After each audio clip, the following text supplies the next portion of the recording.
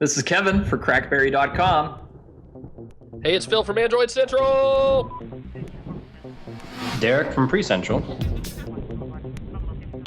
And Daniel from WP Central. And Rene from Tippy.com. And welcome to Mobile Nations, our round table, round robin get together where all the heads of state from the various blogs tell each other that we are wrong and silly. Kevin, you were absent last week. You were being held hostage at RIM for trying to steal a new QNX phone or something. That's true, but I did manage to catch a little bit of the show live, and Adam Zeiss no longer works for us because I really wasn't that impressed with a lot of the things he was saying. And I just can't take that, right? Respect, gotta have respect. So, Adam, we really appreciate all your years of service. You did great. And best of luck. No, I'm kidding. It was pretty funny, actually. Good job, guys. You've proven I don't need to be on the shows, which is awesome. So, did you get a QNX Porsche designed 9-inch Blackberry superphone?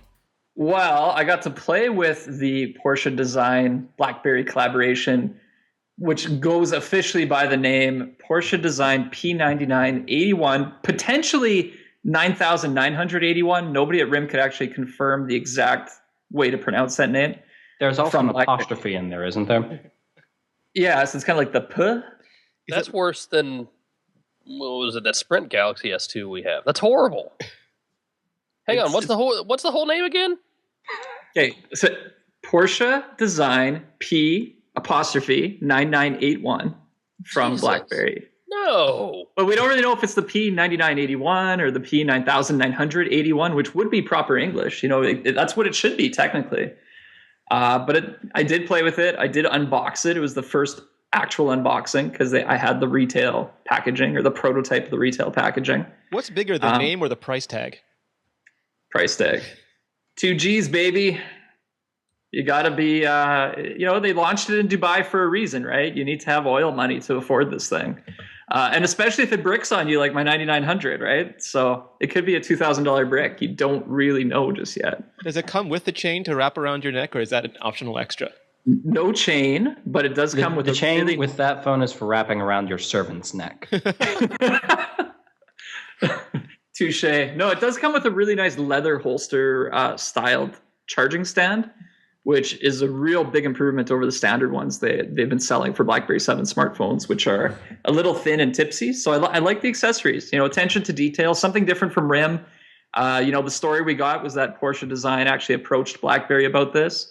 And it wasn't just Porsche Design, but sort of a collaboration back and forth. And what's really interesting is if you look at that first leaked photo of the first BBX phone, the BlackBerry London, there's a lot of design similarities going on in terms of, some of the harsh angles and the silver black color scheme.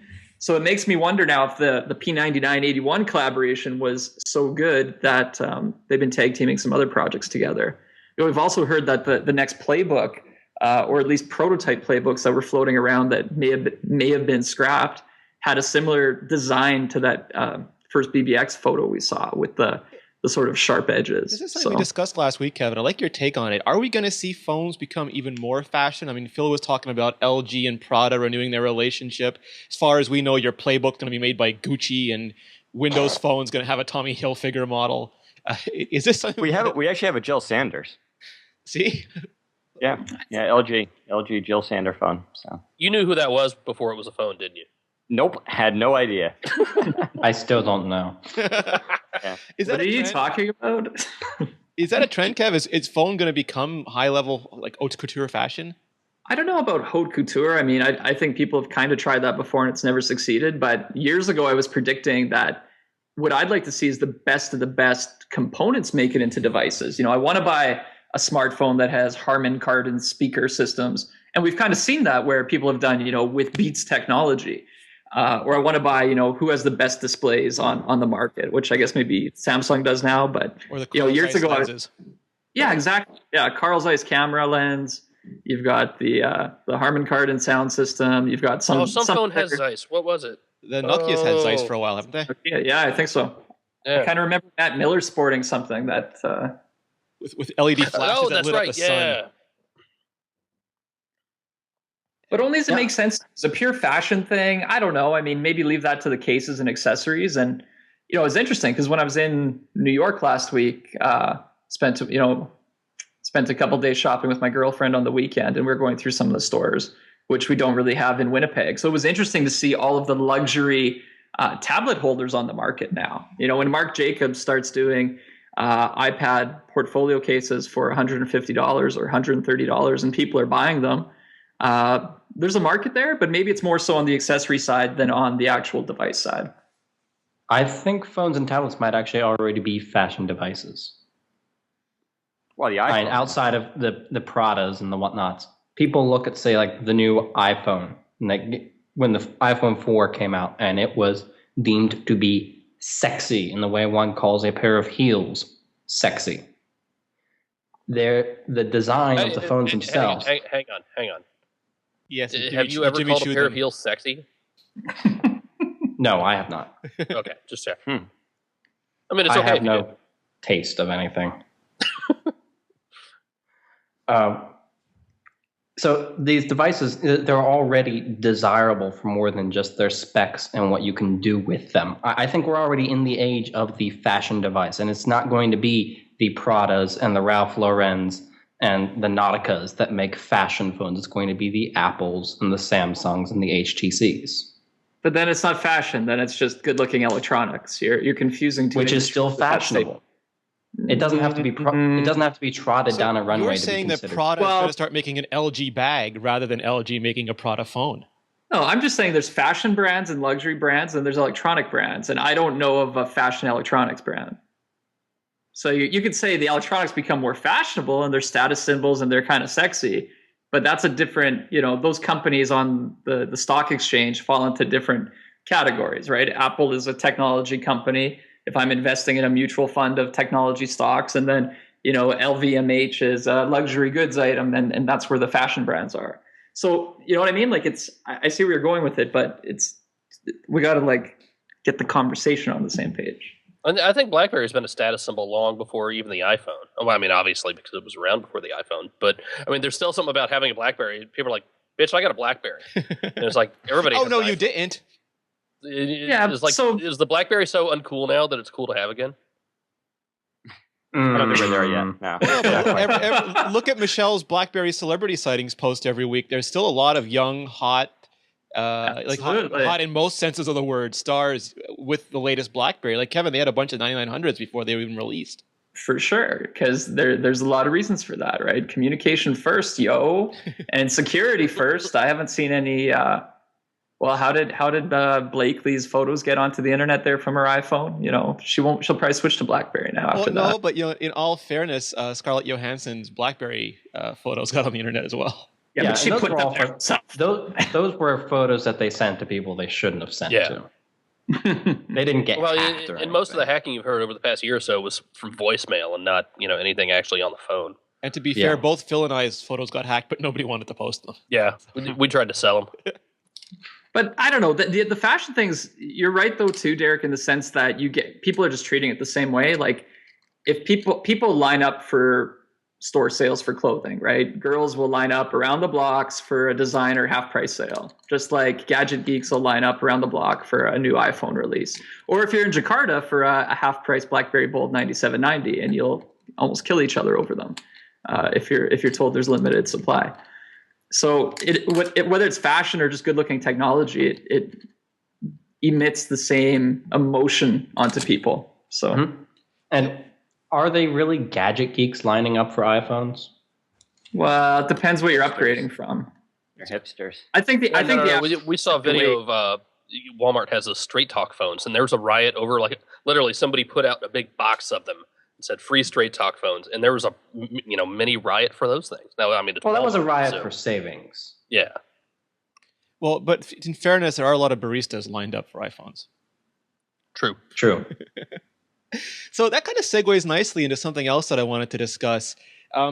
We're seeing a lot of market share numbers now. And they were recently, the NPD group put out, there's actually two, I'll break it into two separate sections. The NPD group put out non-Apple tablet share numbers. And there was a little bit of a brouhaha because, it was the traditional PC makers, and Derek, the WebOS touchpad was number 2, baby. But it's interesting because that was on fire sale, and now, Kevin, the Playbook is going on fire sale as well at the same time that the Amazon Kindle and the Nook tablet come on the market at a couple $100 each. So we're getting full-featured tablets being sold at the price of, I don't know what to call the Amazon and the Nook cheapy discount budget. What's the fair thing to call those?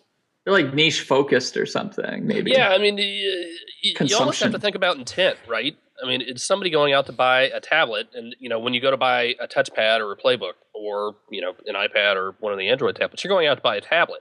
When I would say probably 80% at least of the people who buy a Nook tablet or a Kindle Fire are buying it as an e-reader, not necessarily a tablet. Which ironically, it's worse at than the traditional e-ink versions of the same tablets. Well, yeah. Arguable. I don't like e-ink. But just for reading, I mean, if you want to read and then take a break and what is wrong with you? So here's the thing. I read in bed at night when it's dark and my girlfriend's sleeping beside me, and I need something that's self-lit because I'm not going to turn on a lamp or some reading light. That's ridiculous. Lamp that attaches to it and shines light on it. That's so cool. That's called 1973. Like, that's so not really. And my eyes are better at reading off of screens. That's like crap, right? This display is cracked because I come to it. I don't need sleep. It's totally superficial for me, and I've got both here, and I'm slowly working on the reviews. I'm not sure if it's. Oh yeah, see the Kindle Fire's charged up. I mean, for me, it's the thickness of this thing that I don't like. Like, otherwise, it's perfectly fine. It's good for watching video. Have no problem. The bit rate's still not quite as high as I would prefer, but the thickness of this. Do I have a Nook color within reach? Can Kevin hold up his Playbook next to Phil's Kindle Fire so we can see both versions of that device? But really, it's the thickness, and I say that. I mean, the Nook tablet's not that much thinner than this thing, right? But it just feels so much different. It feels more like an e-reader and something I'm supposed to be reading a book on, as opposed to the Kindle Fire that just feels more like a tablet. So in my brain, I'm like, all right, tablet must do things. E-reader must read. Okay, here's the question for you guys on the show and in the audience. Which one of these is a Playbook and which is a Kindle Fire? Which one's useful? Jerk. Can you tell them? Let's see. I'll hold this up. I'm going to guess the one with the fingerprints on is the Playbook because can't see with the lower third. More. Yeah, hold that up. The one on the right is no. Sorry, the one. Wait, which right? This is hard. The one in your right hand is a Playbook. Yeah, because it looks like it's been used. It has buttons. Yeah, correct. But they're not identical. I don't actually think when I look at them that how many ways is there to design an all black 7-inch tablet? Like, they are different. There's different buttons. The size of the bezel is different. The overall footprint is slightly off. The position of the speakers is different. The ports, like, it's a different. What about device. The feel of the material, Kev? Does the plastic feel similar? The Playbook's a little more soft touchy than the Kindle. Kindle feels a little more hard, slippery rubber, but very similar. It's newer, maybe. So it's possible. It's pretty close. We had a huge discussion on iPad Live last night because Seth went to flirt with the Kindle for a while, and we were discussing the merits of a $500 iPad versus a $200 Kindle Fire versus a $200 iPod Touch, and then we realized that if you could still find one or you got one, you had a really cheap touchpad in there. Or Kev, all the Playbook Fire sales lately, you could get a full Blackberry tablet for the same price. How does a shopper start to decide which one to invest in? Tricky.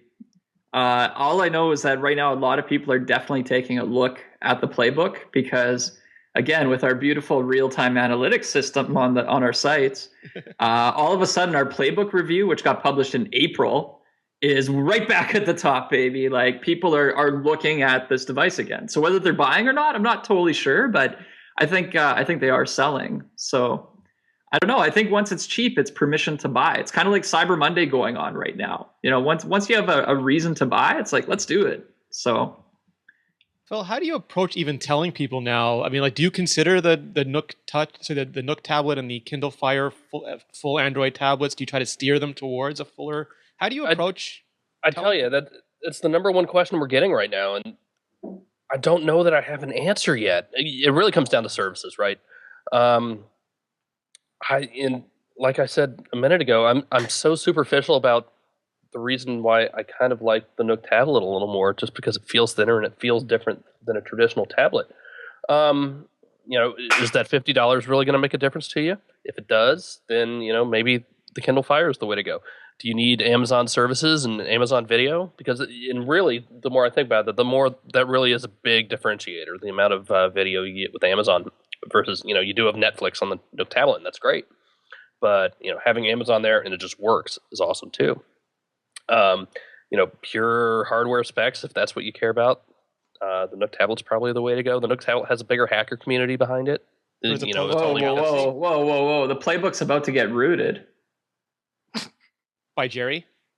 Oh, it's on all over Twitter. The what's his Twitter handle? CMW. He's like a week away. He's close. Nice. He's gonna get Okay, that doesn't change the happened. fact that the hacker community on the Nook is still bigger than the almost rooted playbook. Ours is cooler.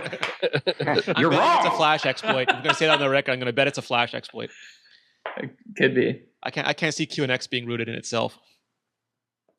I mean, it's tough. It's a real tough call. On the other hand, I think Barnes & Noble still has, a big leg up because it's got the in-store help.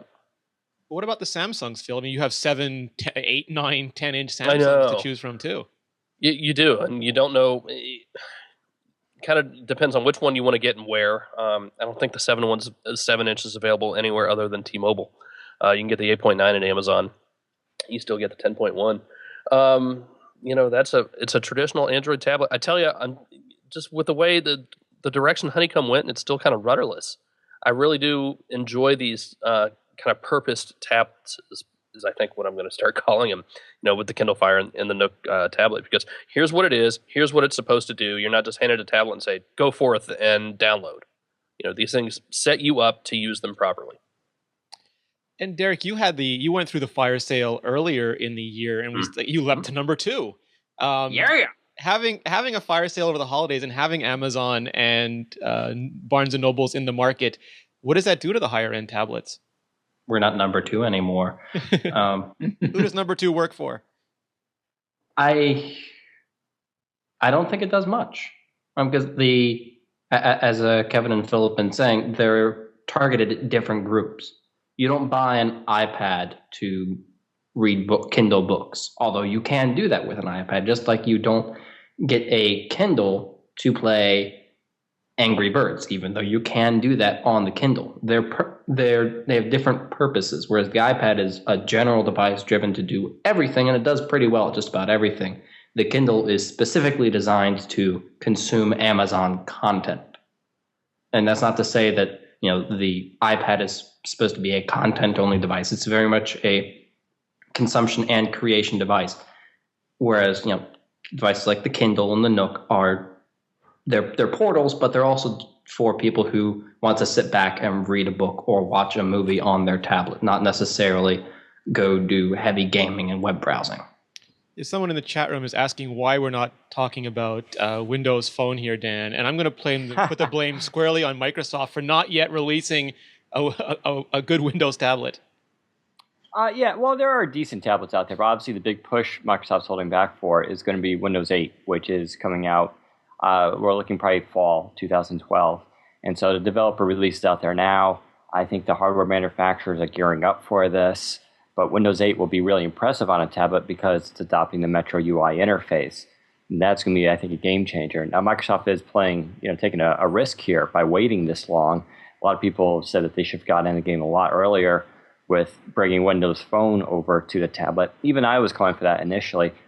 But now, seeing their long-term strategy, I think it's much better what they're attempting to do, which is bring down a whole operating system onto a tablet. They might be letting Amazon get the number 2 spot sewn up, waiting out another holiday season. Yeah, it'll be out before next holiday season. I think that's for certain. But like I said, they're definitely taking a risk by letting everybody else kind of run ahead with this. On the other hand, Microsoft and Windows is a brand name. People want a full operating system on a tablet, not this, you can do this, but you can't do that. Even with the iPad, it's limited with iOS. It's not a full desktop operating system. Sure, you can do a lot, but it's not drag one app and bring it everywhere. That's really going to be the difference here with Microsoft's approach. Is the same app you run on your desktop, you can run on your tablet, and it'll do the exact same thing. There'll be no limitations.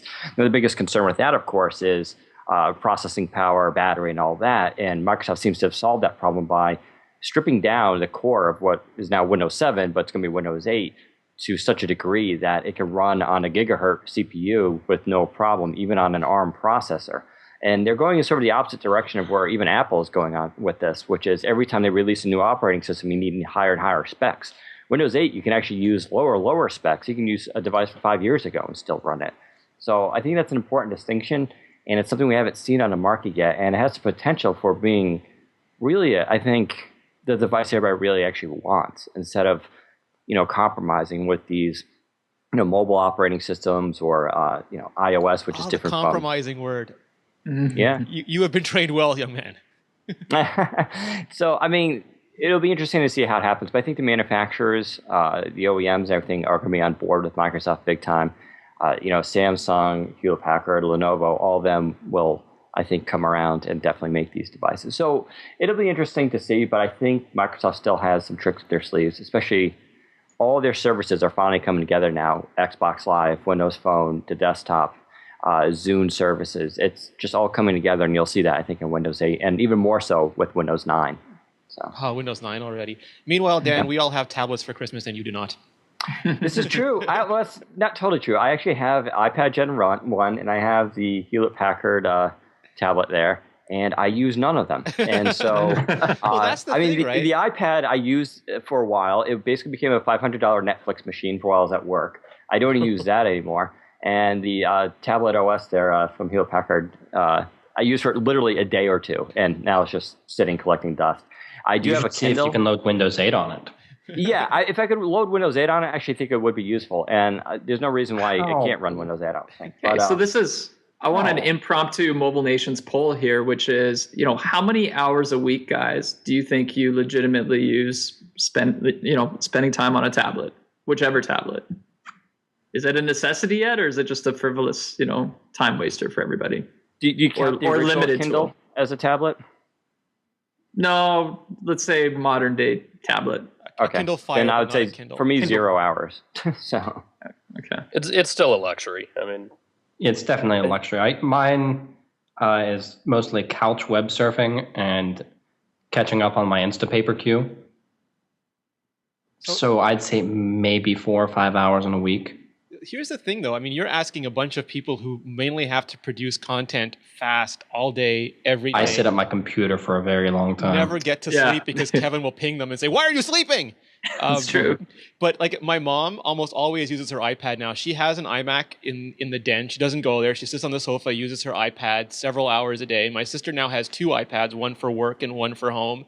And she has a laptop, a MacBook that she doesn't use as much anymore because it's just so much easier for her to walk around with an iPad. So I think we have to, segment off the bloggers who are the ones writing these reviews and saying, "Oh my God, new killer tablet! Oh, this tablet sucks. Killer tablet! Tablet sucks." From real people who are buying, tens of millions of them in some cases. It's true, right? The sales numbers back up the demand out there and the usage case. And I think what's interesting right now is, we've had a lot of discussions these past few months and past year and a half about there not really being a tablet market yet, but just an iPad market. But it feels in the last couple months, but maybe getting kicked off by the touchpad Fire sale and then the Kindle Fire and maybe playbook / pricing that you're starting to see an actual tablet market emerge. Why do we It's just keep kind of a talking about weird these? market. No. Why do we keep talking about these fire sales like they're a good thing? Oh, Because they're getting tablets into people's hands that are not just iPads. They're getting or tablets like the that Chrome either OS. No, they're getting tablets that either suck or will be discontinued and not supported into people's hands. Whoa, wait a That's second, that's Phil. the truth. Wait a second, Phil. The playbook is the sleeper right now because in February, it's getting OS 2.0. It's a great time to buy it. Sleepers being generous. I mean, You guys are all jerks. But it's it's supported, though. I'm saying it's supported. It's a future device, though. Is it supported by developers? Well, It's by getting Android developers. apps, so it's supported by the Android developer community. That doesn't mean anything. How many Android apps can you get on the Kindle Fire or the Nook tablet in comparison to a proper Android tablet? Just because it can run the apps doesn't mean developers are going to bother submitting them. Well, I think RIM might just ingest app stores en masse, so they'll just like pull over 30,000 Android apps without developers actually knowing they're in there. And then developers will wake up in the morning with a whole bunch of support emails and be like, "What the hell just happened?" That would be really great PR. They should totally do that. Do you think I make stuff like that up? This segues really nicely. The playbook you give the benefit of the doubt, but something like the touchpad. I'm sorry. I mean, let's face it, they're killing it off, right? I mean, why should we be telling people to go buy this thing that we unsupported and just dying? Why is that a good thing? That's not a good thing. Because we don't want to have a future where WebOS is consigned to printers, Phil. You're going to make me cry again. That actually segues me into something that I was wanting to talk about in general. It applies mostly to Phil, I think, because Android is on the leading edge of this. But we've seen several times now, we've seen already, RIM is going to be having Android apps on the playbook. Amazon has forked Android, and they have an Amazon App Store for the Kindle. There's rumors that Facebook is going to fork Android and make a Facebook phone, which might be popular because Facebook has considerable muscle, reach, pull, whatever you want to call it, behind it. So I guess this is a two-part question. Are we going to see a future, Phil, where Google is no longer the main player in Android, and Android as an embedded operating system is perhaps even more popular than the kind of Android we know today? Well, it's possible. I don't think traditional Android's going to become the minority, or if it does, it's going to take a long time. Google's still the gatekeeper. I think Amazon is an aberration, but a good one. I think Amazon, and look, I didn't think the Amazon App Store was really going to work out as well as it did. At least when they first started. I think I significantly underestimated it. But the problem is the support chain on something like that. You need a really big infrastructure. I think an Amazon can do it. I think a Facebook could do it if they wanted to. But the traditional kind of OEMs and ODMs are going to really have to rely on Google still to push it. It's an interesting question, and I think that's something that people still really don't understand when they complain about fragmentation. They can, complain about what the carriers and manufacturers have done to Android.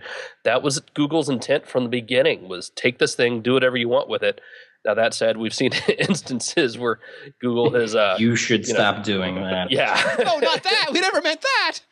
And and there are times that I was going to say earlier, go back to last Christmas when we were just inundated, the first 2 weeks of the year with, I bought this $100 tablet from Kmart and it sucks. And what's wrong the brand? What can I don't know what brand it is. Yeah, exactly. Can I root it? Hell if I know. I don't know what it is. Can I charge it? Yeah. So that, that's a problem, and that's something Google needs to do. But at the same time, that's it's a byproduct of the platform, and you have to take the good with the bad. Now, Microsoft was able to avoid that back in the day because I think the platforms themselves hadn't matured enough. It would be interesting to see if Microsoft did an embedded product like it has now, in this day and age, and to see if it would have the same problems. The reason I'm asking is I started thinking about money, because money is, at the end of the day, all these companies are in it to make gobs and gobs and mountains of money. Mm-hmm. And Kevin has spoken about this before, about slack in the market and how you can make money for a period of time before someone realizes that, no, that's really their money and they want it. And now Apple makes their money on hardware, and they take a 30% cut of apps. Amazon is creating their own app store, so theoretically they can cut Google out, especially if the Amazon web browser starts handling their own searches. Maybe one day they can cut out or constrain Google's revenue there. Facebook, we've seen them do that all the time. They take over the money system in Facebook. They're taking back almost any way to make money on their platform. So conceivably a Facebook Android phone would make money for Facebook. We've already seen Google with numbers like Google making more money off iPhone searches than off Android searches. And paid apps not really gaining a lot of traction on Android, but there's still, advertising for apps. If Google's money supply from Android gets further and further constrained, are they going to be as interested in it? Are the HTCs now who are losing money going to be interested in it? Motorola, I don't think, has made a profit in a long time. Will they be interested in it? Or is it going to be the Amazons and Facebooks monetizing it and figuring out how to make the cool new devices? I think you're looking at it from the wrong direction there. Somewhat. The manufacturers aren't selling to you and me. They're still selling to carriers. Even in the in Europe when the model is different, they are not selling directly to the consumer. Somebody else, there's a middleman that has to buy these things first. So as long as that keeps happening, and then that's why we see bloatware and things. That's how Verizon pays for the subsidies, and pays for the lower cost. So I don't think we're quite there yet. As long as Android continues to be a door opener to getting people into the Google ecosystem and using Google search, then they're going to keep doing it, period. And maybe at some point Google started, we're nowhere near there yet, but at some point, I think we would have seen it at the beginning and not now at this stage of maturation. But you could have seen Google subsidizing things, and I don't think you would see that directly. I think where you would probably see that is Google asserting itself and influencing the process and telling Samsung and Motorola, all right, here, we're going to help you out, so you're not just building all this on your own. So I think there's certainly some level of that. I think Google already did that with Android. The OEMs. Sorry, Derek, and then Dan. I think Google already has pretty much subsidized this with Android. I mean, they're responsible for 97, 98% of the Android code base. Mm-hmm. They've subsidized the existence of HTC and Samsung as they are today. If it wasn't for Android, HTC would be making phones for other people. And maybe some Windows. Actually, no, they wouldn't be making Windows phones because Lord knows those wouldn't have happened. Who's making money there, Derek? Is Android profitable for Google? Is it profitable for HTC? I'm sure it's not profitable for HTC right now, but that's because their phones have been a little disappointing as of late, at least according to HTC. It's making money for Google, not by Android in and of itself, since they just give it away for free, but through mobile search. Do you think, Phil, is there... But it takes something with, I believe it takes 9 months to 12 months, something like that, before they even start to see any return with the advertising on those phones. That's fine. If Google is a properly run company, they have to be patient. They know that we're going to put this out, and it may take us a little while to make back this money, search and one ad view at a time. But eventually we're going to make it back, so it will be worth it in the long run. You're saying I guarantee you that is the number one failing of anyone who covers any of this ever, is a lack of appreciation for the scale of it and how long it really takes things to work. And it's tough, and I completely understand when you have literally a new phone coming out every day, it's a little ridiculous. And you have to take the short view. But when people complain about HTC's not doing this and HTC's not doing that, I saw some posts over the weekend about it, how HTC has basically dropped the ball and blah, blah, blah. I think HTC's worldview is, much slower than ours. Now, that's not to say there aren't things that I think they should be doing and have done, especially over the past year. Look how long it's taken HTC to do cameras right. And that's, a years-long process, and not just, the past 5 or 6 months. But, the manufacturers are big, big ships. The carriers are big, big ships. When we're at Mobile World Congress in February, looking at all the really cool new stuff, they're there showing off stuff that's going to come out next year to the manufacturers and to the carriers, right? In private, behind closed doors. So, I mean, the stuff's a long ways out. Yeah, and this stuff takes 18 months to develop a really crappy, poorly designed phone. Right. Let alone that something has a 6-month shelf life. Exactly. It takes longer than that, more resources, more effort to be able to develop something like an iPhone or a Samsung Galaxy S2. And those are even then based on designs that have been around. They don't just craft these out of the air in 3 months. And then cancel them after 24 days or whatever. 49. 49. It takes time to develop these. I mean, that's why it took a year from HP's acquisition of Palm to put out the touchpad. 1 year, date to date. And they put out a product that was just sort of okay. Great OS, okay hardware. So it definitely takes time, especially when you're doing something even smaller like a phone, because you have to fit more and more in there and really think about how this works. And that's sometimes a problem that the companies have too, is they don't really think about it. They just keep pumping out product after product after product, whereas Apple puts out one phone a year and sells 10 million of them. If that. True. So maybe, Dan, you could comment on this. We mentioned the Amazon App Store, which is kind of, depending on your point of view, either the best of both worlds, Google Apps with Apple, kind of style catering, curation, or the worst of both worlds, depending on how you view curation. Microsoft has gone a bit closer, not kind of halfway towards an Apple model with Windows Phone, where it's much more regimented than Windows Mobile. RIM is going to be running their own Android, and they now have their own BlackBerry World store. You think that's increasingly going to become the norm? Is that as companies try to figure out how to make revenue? You mean coming out with individualized stores, or just for the actual operating and stores in general? It's the best model. I mean, listen, I've tried a couple. The Apple store is good, but what makes the Windows Phone marketplace even better, of course, is that we have trials on all our apps. It's pretty much mandatory, or if it's not mandatory, it's strongly encouraged. So any pay app that comes out, or any big video game for Xbox Live, has to have a trial built in. And like when I went and used WebOS recently, I just kind of assumed it would be there, and to see it wasn't was kind of disturbing. And Microsoft's approach to the marketplace, I think, has been really good. So people always comment we only have 40,000 apps, but our 40,000 it's a pretty solid base of apps. Now, we do have our junk apps like anybody else. We do have some redundancy with apps, like there's a ton of Twitter ones. But for the most part, we have all the major brands. We have all the major services. That's the thing, we have all of them. But we have between 80 and 90% of them. And so the way I think Microsoft has approached the marketplace is the best of both worlds, because it's a consistent user experience. It offers trials, and it's easy. If you buy the app or you trial the app and you want to buy it, you just go back, you click buy, and it downloads a tiny file to unlock the app, and there you go.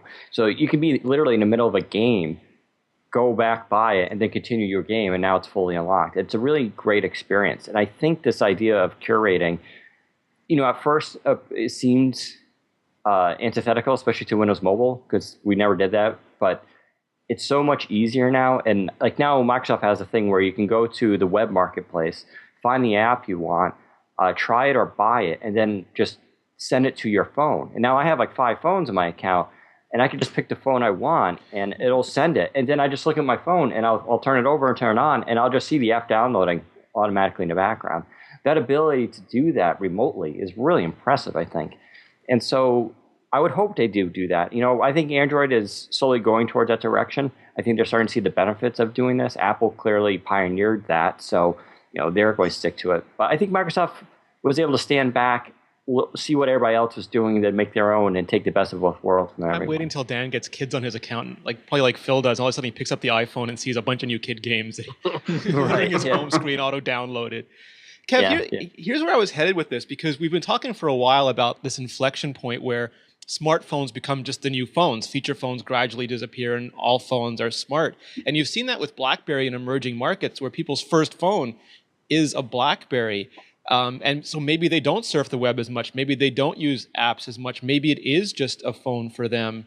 What is there then, like the high-end BlackBerries become what the smartphones used to be, and the low-end ones become what the feature phones used to be? Or is there less of a clear boundary anymore? Well, for the emerging markets, it's really about price, right? So it's not that they don't want to browse the web and they don't want to download apps. It's they want to buy a phone they can afford.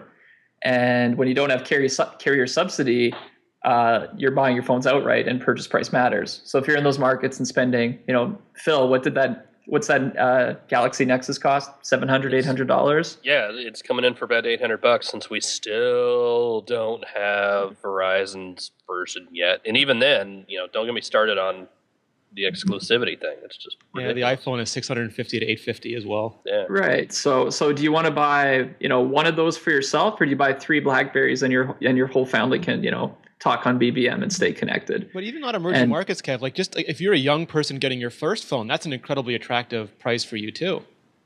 Absolutely. So it's about price, right? I think people want more and more features. Nobody doesn't want apps or doesn't want a great web browsing experience or anything like that. But price matters in a lot of the world. This is actually Microsoft's big push right now. When our next update is called Tango, there's supposedly 2 versions, Tango 1, Tango 2.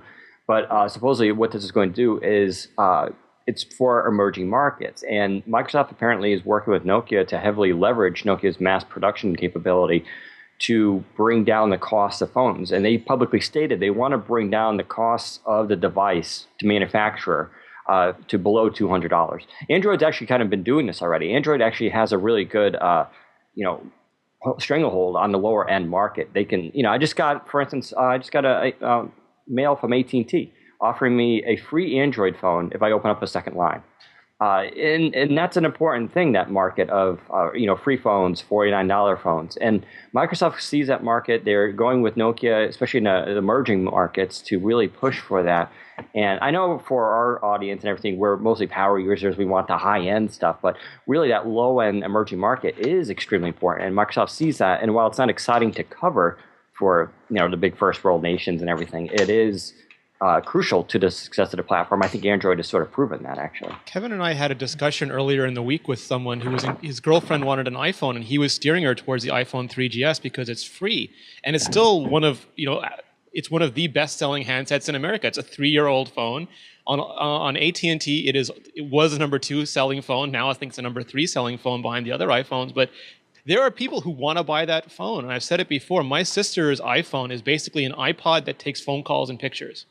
And she does very little else with it. So I'm just wondering if that is going to be a huge part of the population, people who buy these smartphones but use them the way that they would have used a feature phone last year or the year before. Well, it's like the people who buy high-powered computers and use them to browse the web and send emails. Facebook. Yeah, okay. These phones and tablets and computers do and are capable of so much, but the needs of the general public, the public at large, are very narrow. They need to be able to make phone calls, maybe browse the web, take some pictures, and play music for some people. That's it. My sister has no data on her iPhone either. It drives me crazy, but she's like, well, I don't need it. Right. If she's not using it to browse the web and get Facebook and get on Twitter and upload pictures to Picasa or whatever, she doesn't need it. So for a good many people, it's something like, I think, only 1/3 of Americans at this point have smartphones, and that's just in the United States and Europe and Japan. Probably close to the same in all the rest of the world. It's even lower than that because it's not just cost, but it's a need and desire. And for most people, they don't necessarily need or desire all of that capability. They like to have it if they need it for an instance, but most people don't really want to browse the web on their phone. Kev, you were going to say? Yeah, so I'm working on an editorial right now, and we've had this conversation before, but it's worth having again now. And it comes back to growth in the smartphone market, and Android's a great example with growth in Android, and how much of it is really growth of smartphones versus just the manufacturers who used to build feature phones are now just building smartphones instead. And is that really growth?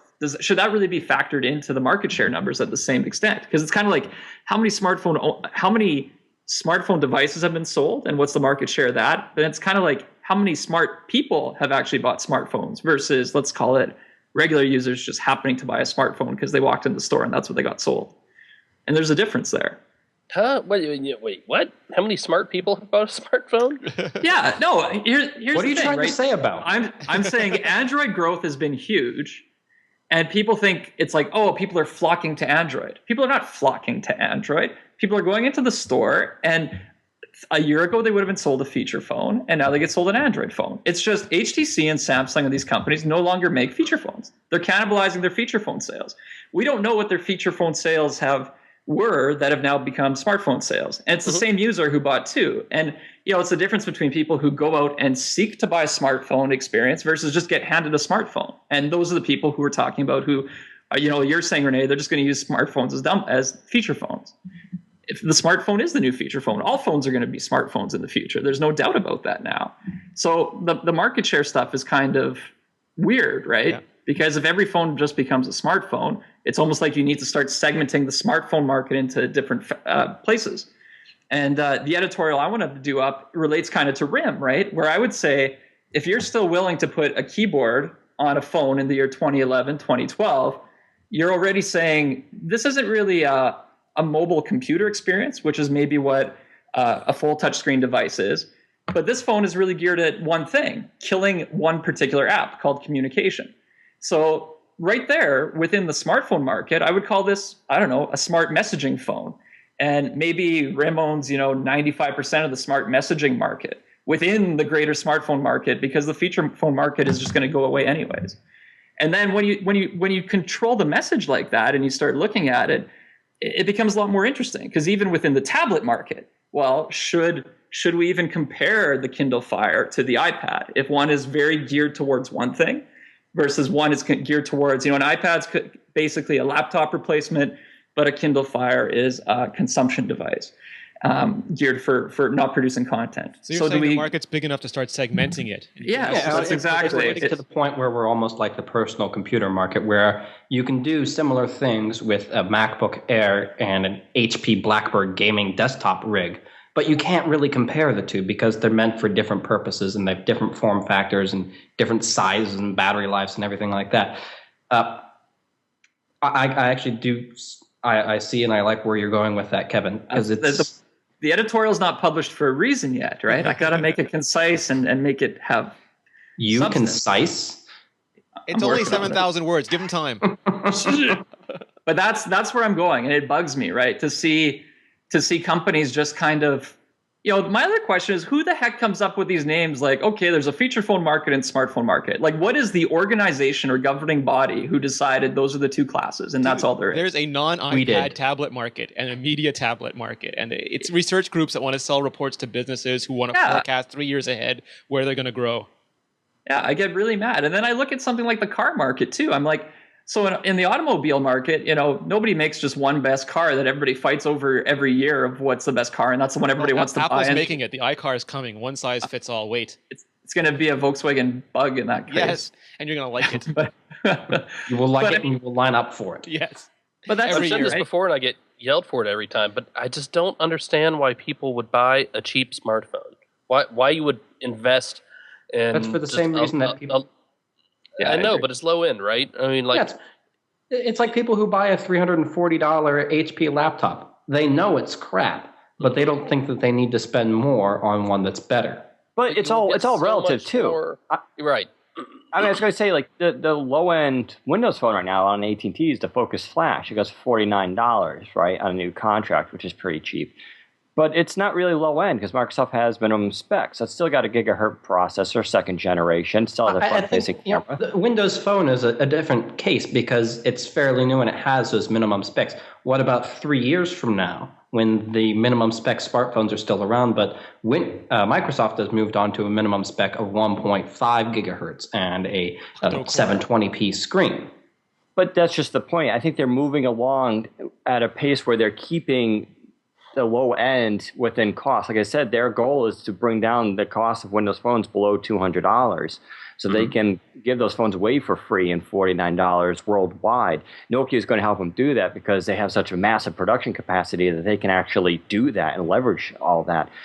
So even 2 years from now, when they bump up to 1.5 gigahertz, but that'll still be the low end cheap processor that'll be mass produced and it'll be almost costing nothing. Is that like a netbook market, Dan, where it's thin margins and the companies compete trying to get volume, and maybe it's like the Centro where they lose money making the low end phone to try and balance it out with the high end?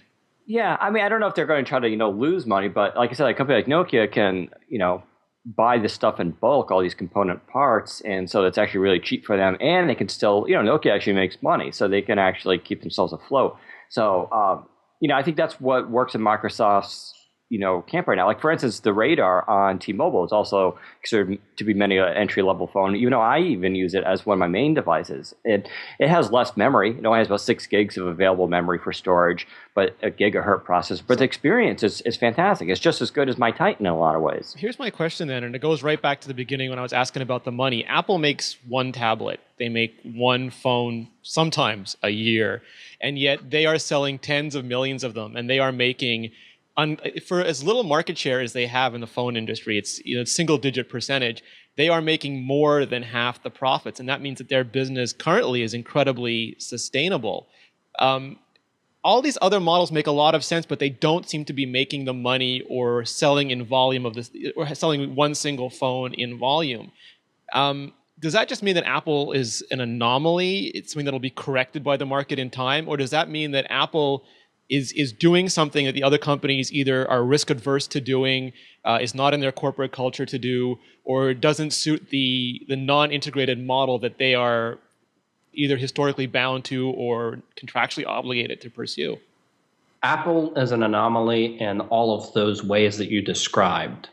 They're an anomaly in corporate culture. They're an anomaly in the structure of their ecosystem. they're an anomaly in that they only produce one product, whereas Samsung put out, a dozen smartphones alone last year, plus all of their... 300 according to Phil's reviews.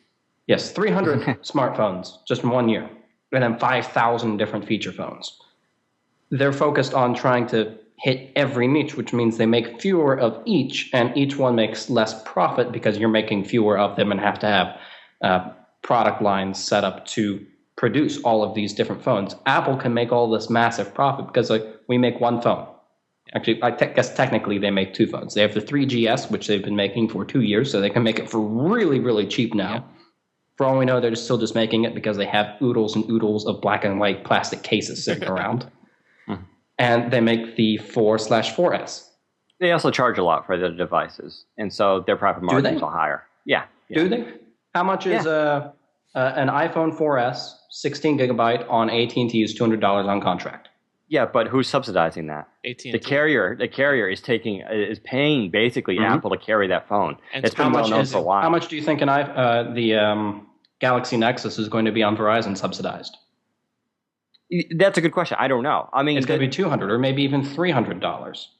Possibly, so, yeah. I mean, all I'm saying, the carriers are subsidizing it, but we're still paying for it. We pay for it over 2 years, but we pay back and then some to the carriers. I'm saying this is, once again, Apple's anomaly here because they're getting the carriers actually to bend over backwards to get this device, including paying higher subsidized fees for it. That's what the carriers determine the value of having that phone on their network is. Right. That's why U.S. Cellular doesn't carry the iPhone because they decided not worth it to us. Yeah. So they're an anomaly in that they do one thing and they do it very well. And it's when you do one thing and only one thing and you do it well, you can make profit. The problem is if you ever screw up and you're doing one thing and you screw that up, then you're screwed. But it's so also far, Apple hasn't done that. Yeah. But it's also a different philosophy, right? So Microsoft's approach is what Apple's doing is obviously working well for them, but they're still people want different devices out there. For instance, I have the Titan here, 4.7 inch. It's gorgeous. I love it. It's I think the best phone out there. But for some people, they'll just swear that this is just too big. So, and Microsoft recognizes that. So, here's a 4-inch screen. Here's a 4.3-inch screen. Here's a 3.7-inch screen. Does Microsoft recognize that, or is it the manufacturers that recognize that? No, Microsoft's not saying you're going to make a 3.5-inch phone and you're going to make a 4.5-inch phone. No, it's Microsoft because Microsoft sets the specs, and the whole reason they chose this model was because of that. They said, we want our OEMs, we want to work with OEMs, we want to have differentiation in the marketplace, we want to have different devices. We want large screen, we want small screens, we want ones with keyboards, we want sliders, whatever they can manufacture, we want them out there so people have choice. If they didn't want that decision, they would have done what a lot of people are still calling for them to do, which is the Apple model, right? Get the OEMs out of the picture, manufacture your own phone like the Zune HD, and just call it a day. That's a risk, because like what you said, if it works, it works, but if it doesn't, it doesn't. But Microsoft is saying we don't want one device fits all. That's Apple's approach. We want, 10, 20 devices out there of different styles so everybody has a choice of what they want. And you see that on AT&T now, 4.7 inch. The question, though, on all of that is who's making the profit on that? Are Samsung and HTC and Nokia going to be making all of these massive profits because they have to produce 4 or 5 different lines of phones than Apple is doing? No one will ever make as much money as Apple. As I said, I think Apple, makes a hefty profit. They make these huge deals. I think Nokia can compete with Apple in that regard. But like, for instance, look at what Apple did with Sprint, right? How much did they give Sprint? Or Sprint give them? It was like $25 billion. Every dollar in Dan Hesse's pockets. Yeah, I mean, that kind of deal is just, unprecedented. So it's because Sprint wanted it. Yeah, right. They didn't have to pay it, but they thought it was in their best interests. Right. So I don't think, Samsung and Nokia, they might not make as much money, but they don't need to make as much money as Apple. Just like they don't need to actually be number one either. They just need to make substantial profit, grow the company. That's good enough for a lot of people. And perhaps they want to actually, grow their company, and I think they'll do that. But I don't know. It's a different approach, that's for sure. But I like Microsoft's approach because I like having choice out there in the marketplace. Sure. And the second generation Windows phones are all really good. It's hard to review them almost because it really comes down to personal preference at this point, what you actually like and don't like, as opposed to this one's slow, it should have had dual core, this one should have had this kind of screen. They're all actually really solid devices. So now you're just left to personal choice. I want the big screen, I want the small screen. I think that's a a nice differentiator to have in the market. Before we finish up, I just had one last question for Phil. Phil, going into 2012, do you think that a lot of the big Android manufacturers will continue to share sort of the Android market, or do you think that like a Samsung or somebody else, or maybe a Motorola, now that Google owns them, is going to start breaking away and being almost the go-to Android manufacturer? The Motorola thing, I mean, we still really have no idea how that's going to play out. Google said they're going to run it as a separate company, and I'm sure they will, but it's, we'll just have to see. Yeah. I mean, at this point, you can look at the market share numbers, I guess. For me personally, in phones I have laying around here and what I see, Samsung is kind of slowly rising to the top. It's not that HTC has done bad phones, but nothing that really stands out anymore.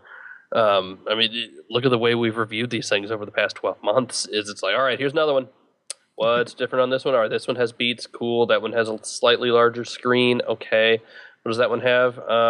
Don't know. Just write it again, whatever. And Samsung got 2 Nexuses in a row, didn't they? Samsung's gotten 2 Nexuses in a row, Nexi, if you will. Motorola. I mean, and it's not that Motorola hasn't been doing anything either, right? Look at the Razr, which is probably one of my favorite phones of the year. It always comes back around to the carrier as well. I still don't know what the hell Verizon's doing. They have more phones than Zeus, than a carrier should have. It's just bizarre. We've seen T-Mobile come out with the Sensation, and then they released the Amaze, 3-4 months later, and it's essentially the same thing with a better camera. It's like, well, why didn't you do it? I don't know. There's got to be something to complain about, Phil. Yeah, you have the Sensation line of phones and the Amaze, which I think are excellent phones, but then you also have something like the Thunderbolt, which is probably my most disappointing phone of the year, and it was supposed to be so good, but look how it's fallen, just in the 6 months we've been using it, 8 months now. I don't know if one company is really going to, and again, I'm talking about this just from an American perspective. There's the whole Asian market, and to a lesser extent, I think the European market, because that more mirrors North America. But the whole Asian market that I don't have a clue about, that I really just don't understand. All right, so I'm going to go around the room, and we'll start off with Kevin, because I believe he has every BlackBerry 7 device ever made on his desk. Kevin, if you're giving people BlackBerry shopping advice for the holidays, what should they be looking at? BlackBerry Bold 9900 or BlackBerry Torch 9810 would be my 2 go-to choices, because they both have full keyboards, which is kind of the BlackBerry thing you want to take advantage of if you're buying a BlackBerry. And both are good. The 9900 isn't without a few little issues, like battery life isn't as good as some of us would like it to be. There's been some issues with bricking, but apparently that's just me. The Torch 9800, bigger display, still has a keyboard, not quite as good keyboard. Both really deliver the same experience, though, in terms of access to BlackBerry services and apps and everything else. And a first-time BlackBerry buyer, if your daughter or son's getting into the market? Same thing. Don't go cheap. Just buy the nicest ones, or you'll regret it in about 9 months. See, it's what I'm saying. All right, Phil. Do it. First-time Android shopper, someone wants to get into a smartphone or a tablet this holiday season, what are you recommending? Can't go wrong with any of the Galaxy S2s. I really do enjoy the Nexus S, or the Nexus S, the Galaxy Nexus, by the way. Beautiful. Love it. It's big, right? If you don't want to go that big, fine. If you want that pure Google experience and actually want a phone you can get at the moment here in the States, the Nexus S is going to get an official update to Ice Cream Sandwich. I'm over the moon about Ice Cream Sandwich. Really, really enjoying it. They've really done a nice job refining it. So anything that has a remote possibility of getting ICS, you should get, or they can be hacked on. And I'm using a modded version on the Nexus S because it's not officially out yet. And, even for a year-old phone, it's great on there. Tablets, probably. It's kind of tough to say. We're in a weird spot for tablets right now because we're about to get quad-core, which is going to really up the ante. And we're kind of in an in-between spot between last year's tech, and we know there's more coming at the beginning of the year. So I kind of want to hold off on that. But I got up with something under the tree now, Phil Nickinson, now. Galaxy Tab, pick a size. Whatever fits in your stocking you get. Yeah, or if you need to type and stuff, the Asus Transformer is really cool, and the Transformer Prime should be out in the next couple of weeks, probably. Am I going to get a Transformer Megatron soon? We'll see.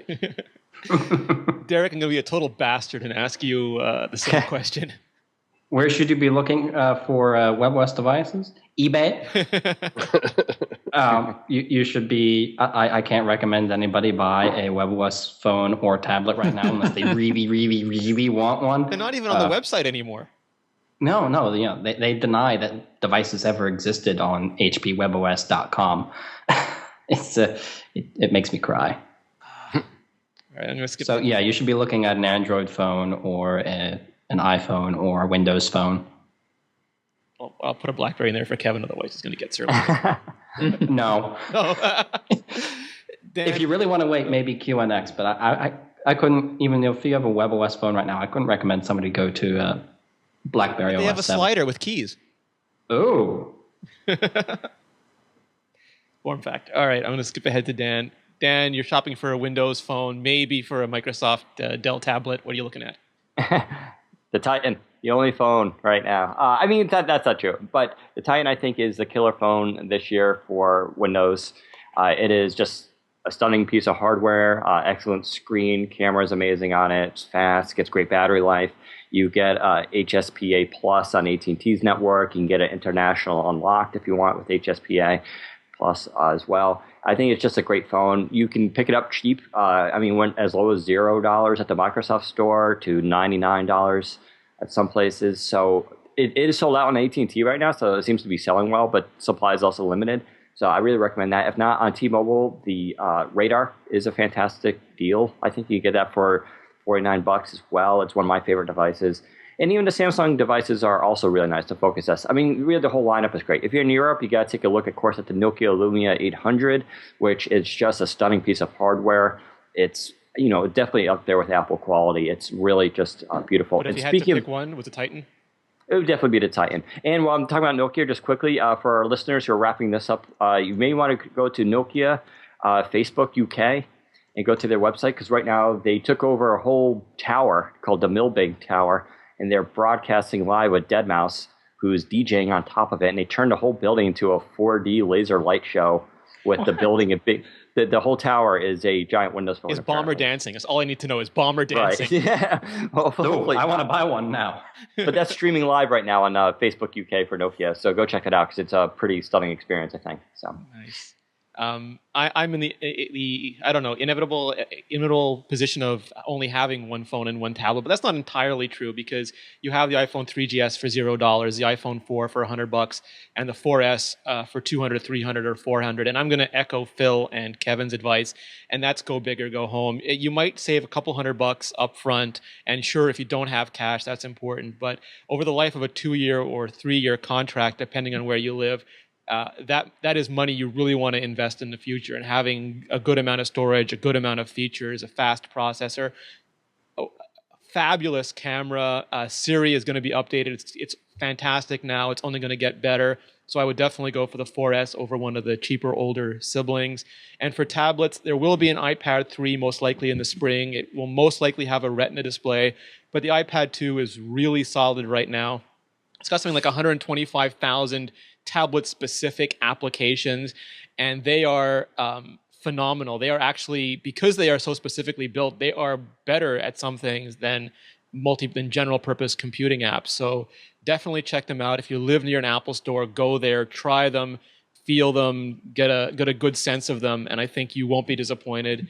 And lastly, people often forget the iPod Touch, but it starts at $200. It runs almost everything the iPhone does. Doesn't have a phone, of course, but everything else. It's a Wi-Fi device, so you can get online. And it's got a camera. It's not a great camera, but it's got a camera, video. It's got the same resolution screen. So it's definitely something to consider, especially for younger people. And I think that's, Kevin, our Mobile Nation's holiday picks. That's a wrap. Those are some good picks. All right. Or if you got the cash, buy them all. Be like a Mobile Nation editor. Yeah, get one of each. We also have gift guides going up on all the sites, right, Kevin?